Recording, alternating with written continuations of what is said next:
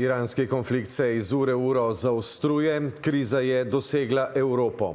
Ciper, kjer so v tamkajšnji britanski bazi odjeknile eksplozije, oblasti evakuirajo okoliške prebivalce. Skupno število žrtev spopada je preseglo 550, mrtve štejejo v Iranu, pa Izraelu, Kuvajtu, Omanu, Libanonu.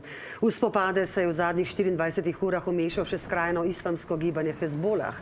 Eksplozije se znova slišijo tudi v Dubaju, pa Bahrajnu, tudi v Saudski Arabiji. Ameriški predsednik Trump pa je pred uro znova spregovoril o operaciji Epski bes. Dejal je, da ZDA v Iranu še naprej izvajajo obsežne bojne operacije in da Amerika ne bo odnehala, dokler ne bo uresničila svojih ciljev. We will easily prevail.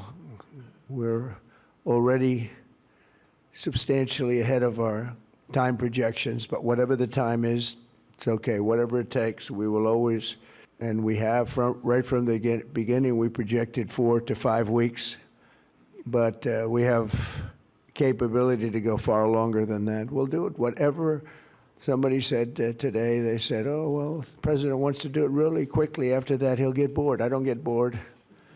There's nothing boring about this.